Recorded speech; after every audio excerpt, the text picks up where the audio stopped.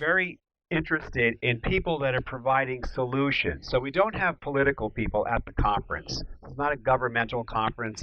This is not a research paper conference. People are always saying, can I send you a research paper? I said, no. This is a practitioners conference, people providing solutions on our greatest problem, which is climate change. Welcome to Smarter Markets, a free weekly podcast featuring stories from the entrepreneurs and icons of commodities, capital markets, and technology, ranting on the inadequacies of our systems and riffing on ideas for how to solve them. Together, we explore the questions: is capitalism in crisis? And will building smarter markets be the antidote?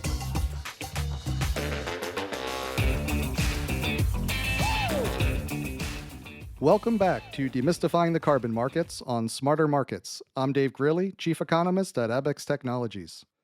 Our guest today is Peter Fusaro, founder of the Wall Street Green Summit, which for 21 years has brought together the leading practitioners in sustainability with the goal of building a more sustainable financial system for responsible investing in the changing role of business. Hello, Peter. Welcome back to Smarter Markets. First off, congratulations on holding your 21st annual Wall Street Green Summit this week. For those in our audience who aren't familiar with the summit, why did you start it and what is your vision for it? We started 21 years ago to focus on three things: carbon markets and emissions, renewable energy, and energy efficiency. And over time, it has evolved into a community of 8,000 people who have attended. It was always held in New York, except the last three have been virtual due to COVID. But the vision, very simply, is to bring the best practitioners in the world in various markets, not just carbon, not just ESG, but Veg Tech, climate solutions, energy efficiency, greening the built environment. This year we've had ocean investing again, Veg Tech, the metaverse, the green exchange out of Singapore, crypto, blockchain for carbon. So we have a very varied profile. The reason is not one size fits all. Secondly, I'm very interested in people that are providing solutions. So we don't have political people at the conference. This is not a governmental conference. This is not a research paper conference. People are always saying, can I send you a research paper? I said, no. This is a practitioners conference, people providing solutions on our greatest problem, which is climate change. And this is from the vantage point of finance and technology. That's kind of the lens I use. Yeah, I did have the pleasure of listening to quite a few of the panelists, and you have a wonderful collection of not only financial market people, investors, but also the real scientists, the engineers, the technologists that are working through some of these new technologies to help all of us reach net zero. And this year, the agenda focused, on a few key topics: ESG investing and reporting, carbon markets and finance, clean energy, and greening the built environment and transportation. Why did you choose those topics to focus on this year?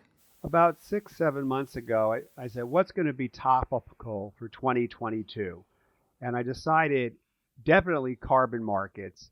And the second thing is ESG. There's a lot of confusion on ESG. And it just so happens this week, the SEC came forward with their rule. So the reality is, not only is our timing exquisite, because now you have the SEC is going to have mandates for public companies to report on the E of ESG, that's environment, their emissions footprint. And we attacked that from 12 speakers. And then the next day was set up deliberately to carbon markets, and not just looking at exchanges, which we had several, but also nature-based solutions, because there's really a shift in this market that's only occurred in the last 8, 9 months from an oversupplied market to an undersupplied market. And I've never seen a commodity market flip that quickly. So for example, nature-based solutions have tripled in price in 8 months. And the reality is there's a lot of carbon developers that are staffing up to provide those solutions. So at our conference, we had South Pole from a number of vantage points on nature-based solutions. We had the head of nature-based solutions speak, and we also had them look at other different credits. So the schema of the event is finance. How do you solve these problems and make money doing the right thing, as we say in New York? That is very New York. And I would love to talk a little bit more about the first part you brought up on the more recent SEC rulings. Because as we've had guests on this Demystifying the Carbon Market series, that's kind of come up over and over, this idea that, these net zero commitments aren't just words. It's not just marketing, but it's going to be something that companies are held to the way they are held to other types of financial disclosures. So, given that it's so fresh and you've just had, great speakers on the topic, I was wondering if you could give us, kind of the viewpoint you take away on these new SEC rules. Well, I used to be a policymaker for a regulatory agency in DC, the Department of Energy specifically. So I kind of know the process. What we're going through right now is a notice of proposed rulemaking. Gary Gensler saying we're going to go after disclosure. That's going to take a process of probably 15, 18 months because you have a notice of proposed rulemaking, public hearings, written comments, and this is very contentious. But the end product will be Gary has the regulatory authority to mandate this. This is going to impact every major corporation in the United States. It's a very big deal. It's actually seminal because it's now going to be material on the balance sheet. So about 6, 7 months ago, I started getting a number of calls on sustainability reporting, sustainability scorecards, sustainability metrics. That's a confusing topic all of its own because there is no standardization yet in this market, but it's coming. So the reality is the US, in my opinion, is galvanized now to push faster on ESG reporting, investing, carbon footprints, and then the next piece of this is going to be offsets because corporations in the United States and around the world are not going to be able to get to net zero anytime soon. They're going to have to buy offsets. They've done the low-hanging fruit of operational efficiencies. That's an easy thing to do, not a heavy lift. And technology cycles are quite long dated, particularly in the energy patch where I've worked for almost 50 years. So it's going to take time for companies to actually do the energy transition, decarbonize, and so they're going to buy offsets. So I see actually the biggest commodity market we've ever seen starting to mature, and this is real and material. And I have seen this from the vantage point of oil market maturation, natural gas market maturation, and electric power market maturation. This one's a little different because we have 65 mandated carbon markets in the world, and the voluntary market, which right now is quite small. It passed $1 billion last September, according to Ecosystem Marketplace, but is sized by most analysts at least to $95 to $100 billion by 2030. So there's a little bit of a carbon gold rush going on, which is good. It's not going to be greenwashing because you need to buy the superior credits that are validated, verified, and the reality is all of that is already in place in the ecosystem. So we haven't seen a scaling operation like this anytime soon. Furthermore, every single carbon accounting, carbon exchange, carbon platform in the last year has been funded. And some have had 2 rounds of funding. I've never seen anything like that in the venture world. Absolutely. And you referred to the tripling of the price of, carbon. I believe it's in the voluntary carbon markets. In your view, is that largely just driven by the demand and these net zero commitments? Definitely. If there wasn't demand, we would have very low pricing, which we saw before. We had oversupply of credits. And frankly, we've had fits and starts over the last 20 years. I was a member of the Chicago Climate Exchange. I was on the board of the Carbon Trade Exchange in the UK and Australia. And we really never got there. And the reason we didn't get there is the United States, the second largest emitter of greenhouse gases after China, did not move forward in the Senate with carbon mandates. It didn't happen. So it didn't happen here. In my opinion, ESG reporting is de facto decarbonization. It's actually going to happen a different way, but it's going to have the same kind of impact. Right. And when you look back, you just wrapped up the summit on Thursday. What were some of the other key highlights that came out of the summit for you this week? Well, one thing we've been looking at for the last few years, and I was very involved early in California with PACE financing, property assessed clean energy bonds. and it really had a lot of trouble getting traction. Now it's very mature. Nuveen bought Greenworks Lending, so now it's Nuveen Green Capital. We had Y Green, another platform for the residential market. What I'm seeing is a tremendous uplift in green bond securitization, energy efficiency, renewable energy. So we're seeing this actually move faster. 26 states now have PACE laws, and that's a big deal because homeowners and businesses can start greening their infrastructure, so to speak. So that's one thing that's actually now ready for prime time. Some of these things are long dated. That took about 15 years. The other thing I'm starting to see a lot of interest in is ocean investing. So a year and a half ago, we had the first ocean fund present. Today, that same speaker came back. He's raised over 100 million euro. There are now 8 funds in ocean investing. And what he was very surprised was there's a fund of funds in ocean investing, which is pretty interesting for such an early stage market. That's one thing. The second thing is Veg Tech. Yesterday, a Veg Tech ETF was launched. We looked at saltwater agriculture because most of the land mass is going to have a lot of problems feeding 9-10 billion people by 2050. So I think those were very topical. And we also looked at some blockchain applications, specifically with carbon, but we wanted to see, and from very different vantage points, where crypto was going in the carbon market. So we had a number of exchanges from Brazil, from Singapore, from other places talk about the blockchain. And that's going to be very substantive, in fact, for the SEC reporting. Because once you start looking at the general ledger on the blockchain, you're going to have transparency. And that is really what we're talking about when this becomes material in the U.S. And I'm seeing a number of advisory staff up on ESG reporting and metrics, scorecarding, etc. Right now, it's kind of the Wild West on 2 market fronts. One's ESG, second is carbon markets. But that's the way markets develop. Right. And for those in our audience who aren't familiar, can you give a couple examples of what ocean investing and veg tech are? Sure. Ocean investing is looking at things like mangroves, looking at kelp beds. These are going to be, in fact, I had a person look at kelp burgers once upon a time. So ocean investing is we have dead zones in the oceans. People are very aware of plastics in the oceans. They're looking at it as a venture side. They're funding at least 20 new companies in the ocean space, ocean tech. This is not renewable energy. This is actually cleaning up the oceans, which need to be remediated. We have tremendous problems, but people don't really understand. We only have 2 natural carbon sinks in the world.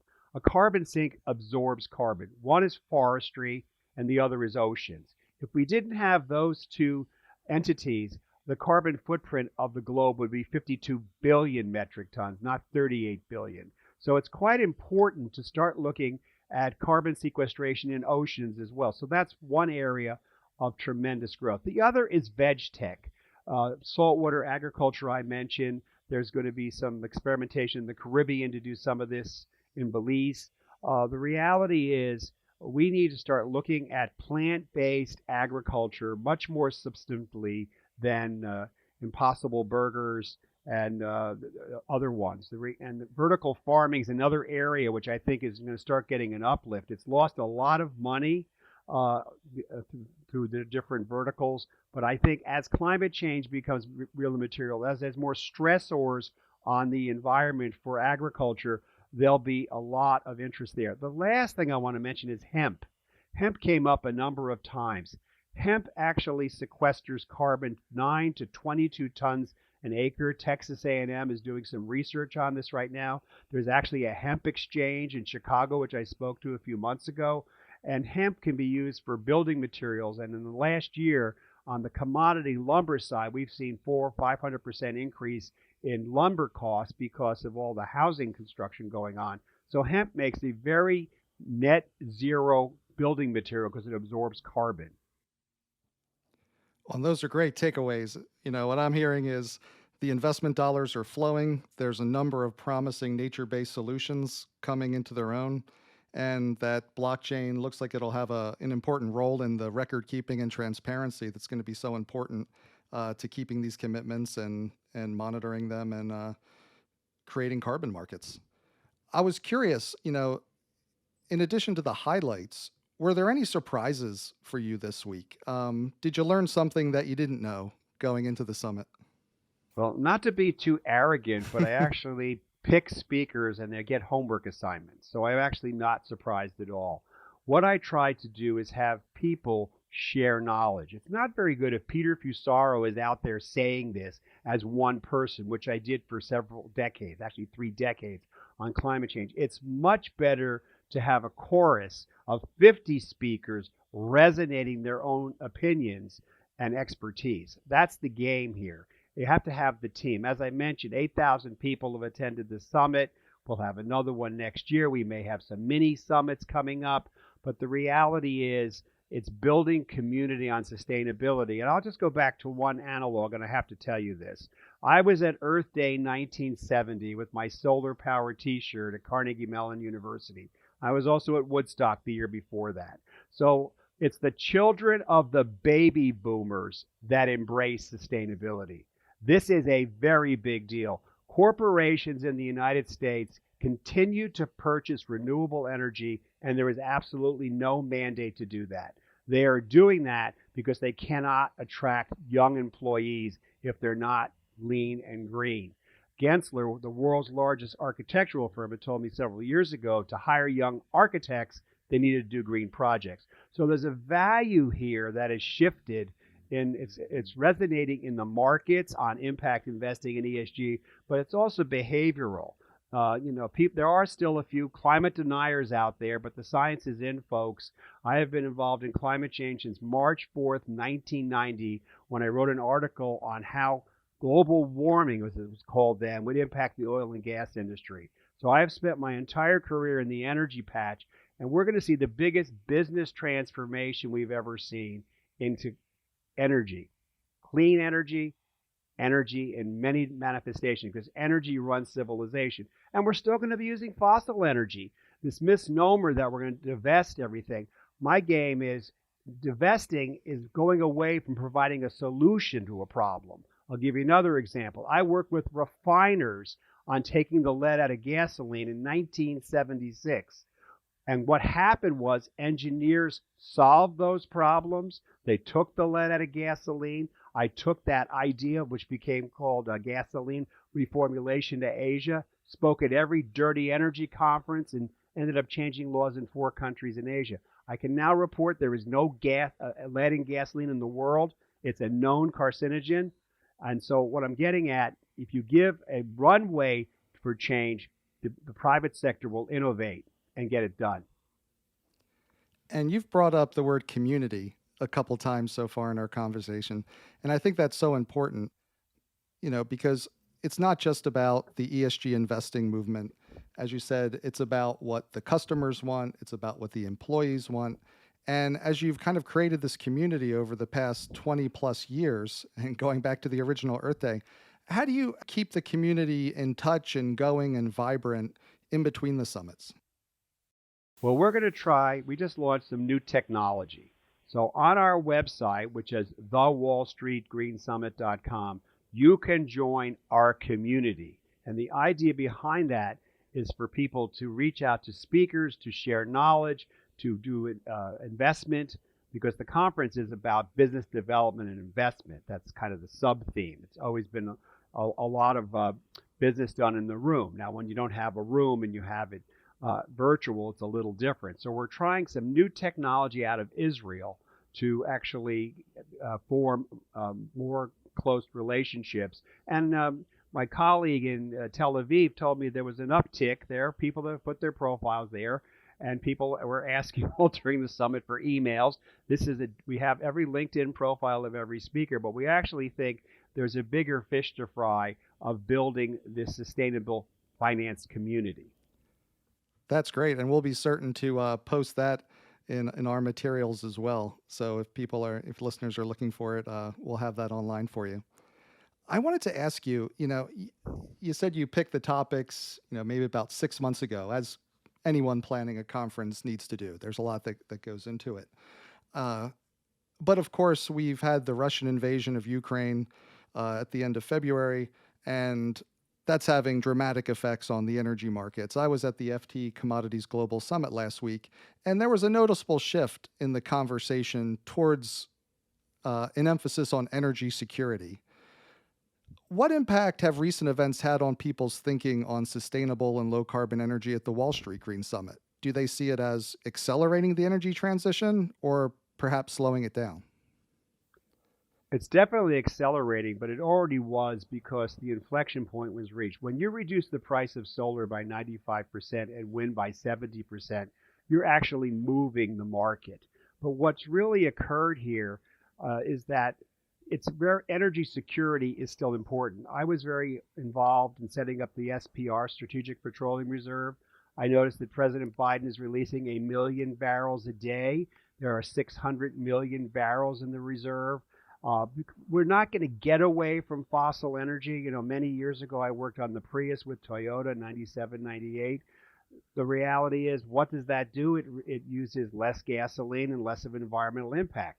So you still got a dichotomy of a world that's dominated by fossil fuels. Fossil fuels, $6 trillion business, clean energy, maybe $900 billion business. So it's going to take time to transition that.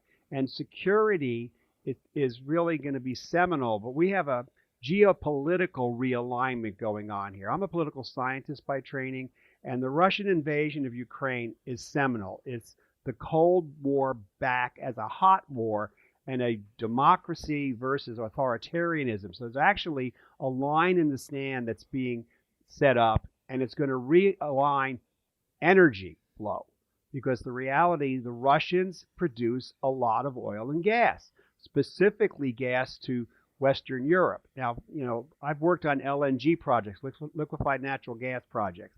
You just can't turn the spigot on. These are capital intensive to build gasification and regasification receiving terminals, and that takes time. So right now we're in a situation where you got to look at something very long dated. This is not going to happen tomorrow. So the immediate impact of releasing crude oil from the SPR is not going to mollify markets as much as they think. The market is set by the trading floor, so to speak. The reality is you've got to refine that oil. So there's also a misnomer what kind of oil is in the SPR. So because there are different gradations of oil. So what I'm getting at is clean energy is here to stay. The transition started. It's accelerating. Decarbonization is going.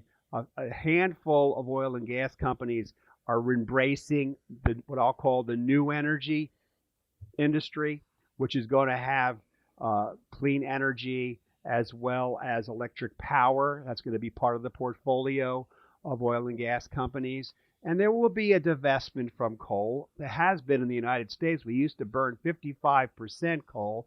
It's now less than 25%. So the point being, it takes time to make any kind of change. It certainly does. And you've witnessed a lot of changes over the past 20 years. The Wall Street Green Summit, been there from, the so-called carbon 1.0 days of the 2000s through the lost decade of the 2010s to, where we are with, say, carbon 2.0 today. And I would just love to get your perspective on how has the conversation changed over those years? Well, I think what's really occurred is that we're seeing, unfortunately, the impact of climate change. We're seeing it with fires. We're seeing it with water. We're seeing it in agriculture. We're seeing it in ocean currents. We're seeing it in dead zones with no fish. So reality is it's now real and material. And I can actually echo something. About 2.5 years ago, I bumped into the meteorologist for CBS News at Climate Week. We used to run Climate Week in New York. And he told me Columbia Journalism School was echoing climate change for 1 week. They had 30 news organizations involved. And I think they were highly successful because now you can't turn off the tube without having something about climate change. But it was really not on the top 5, top 10 list for journalists to cover. And I've done a lot of interviews. So I think that is the major shift underway. So you got a problem. Now you go to the capital markets for the solution. And the solution is not just carbon offsets, it's better technology. It's how we use energy, in my opinion, more cleanly and environmentally benignly. It's looking at no disruption. This is incremental change for the energy business, the uh, food business, and the water business, the three largest businesses in the world. This takes time, and there are going to be market failures, but that's part of the game. The better news is, and I'm very involved with the accelerators and incubators as well, there's a lot of great thinking going out, but moving something from the lab bench to commercialization takes time and a lot of capital. Right. And so, certainly, as you said, there's been more of an understanding, more of seeing the impacts of climate change, which has certainly changed people's thinking. And in terms of those conversations as well, where do you feel like we've made the most progress? And what big issues do you think remain unsettled as we look forward? Well, hands down, we've made the most progress in the energy patch. I mean, making solar affordable for the globe is a pretty great accomplishment. So when solar panels were $6 a watt, it was very unaffordable. Now it's a commodity market, and people in developing countries can leapfrog to better technologies. Wind similarly has come down in price 70%, and there are better technologies such as induction wind out of Germany that does not have a gearbox. And here in the Northeast, I live in New York, we're now building offshore wind. So we actually are starting to see the fruition of concepts, of ideas into tangible, impactful results. And for investors, they are looking at better opportunities. And for what I call next gen, they want to kick the tires. They want to invest in something that they can see and feel. And this area of ESG and impact investing is just getting started. I think this decade is going to be amazing in terms of the scale, scope, and solution provision that's coming. And going back to how do we avoid being derailed this time the way things got derailed at the end of the 2000s? Like you alluded to this a little bit with it being much more driven by corporations now. But, how do we not repeat the mistakes of the past? That's ancient history. This is very different time. When you have 65 mandated carbon markets, that's cap and trade and carbon taxes. When you see corporate buying of offsets just starting to scale and move, this is the time it moves really. And now with the SEC making this real and material on the balance sheet, you basically have alignment of all the factors. This is not a one-time thing. Before, the Chicago Climate Exchange was voluntary. I was there. Rolls-Royce was there. There was SC Johnson was there with a handful of people that were involved in this. We were kind of pioneers, and I've offset my carbon footprint for 40 years, but big deal. But what I'm getting at this time around, it's become substantial. The investors are there. There's a little bit of hype, but that's okay when a market gets started. And as I said, there'll be some market failures. However, this is not what happened before. And that was waiting, to be blunt, for the United States to move on carbon. Now, California did move on carbon with AB 32, and I was involved in the implementation of that law. And the EU did move in the EU emissions trading scheme. And we saw a few months ago it reached €100. So what I'm seeing is the price is there. The prices are going up. I'm not saying it's only a one-way market. There will be traders, there will be hedge funds, there will be volatility. However, it's directionally very different than 10, 15 years ago. And this is probably an unfair question, given you've just wrapped up the summit for this year. But what are you looking forward to talking about at the 22nd summit next year? Or what do you hope will be on the agenda? I know what's going to be on the agenda. I'm not going away from ESG because there's a lot of confusion in that market, and I attacked it from metrics, even on crypto and ESG, and obviously carbon. These two are thematic. The other are more longer dated: climate solutions, carbon tech, climate tech. But realistically, I'm not saying it's going to be the same conference because what I do every year is I'm Schumpeter. I destroy the conference, and some of the speakers get angry that I don't re-invite them, but I get rid of 80+% of the speakers. So it's always a new event with new points of view. Otherwise, it'd be the same old conference. And the other thing we do is we upload all the presentations to our YouTube channel so everybody can see what's going on. So that's another way we're building community. We have now about 160 presentations will be up on YouTube for free, people. It's called Wall Street Green Summit. That's it. Just Google it. So no, I see these themes being a deeper dive next year, but the same themes. All right. So just one last question before I let you go. What big issues do you see as remaining unsettled that, we all need to get to work on to make these carbon markets more effective? Well, the easiest thing that hasn't happened at all is standardization. We're not anywhere near that. There's a gigantic task force for the voluntary market with 250 people on. I don't think you can get 250 people to agree about anything. So that doesn't really make it interesting to me. And I've always said markets like simplicity for replication of trade. You can't have just one-off markets. So standardization is one thing. Secondly, there's not going to be one price for carbon for the whole world. That doesn't make any sense because you have to look at the fuel inputs and what the emissions are. So if you're using natural gas, it's very different than using coal. So the reality is this is just the beginning of platforms. I think we're going to have to see them stitched together. I'm starting to see air carbon move into the UAE and Indonesia. These are good things. The more dispersion of platforming, the better. The reality is it's not going to be simple. There's a lot of misinformation about how carbon credits are created. And some people don't like carbon credits, and the Brits call it dodgy credits. But the reality is this is here to stay, and it makes a lot of sense, and people are going to make a lot of money doing it. Well, we're glad you've been sharing the creative destruction of the Wall Street Green Summit with us for the past 21 years, and wish you all the best. And thanks again for coming with us today to share the highlights and the takeaways. Thank you. It's a pleasure being here. Thanks again to Peter Fusaro, founder of the Wall Street Green Summit, which just completed its 21st annual summit. We hope you enjoyed the episode.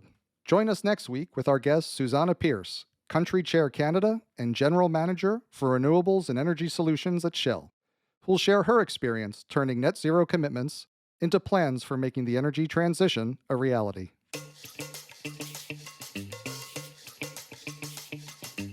That concludes this week's episode of Smarter Markets. For free episode transcripts, visit smartermarketspod.com.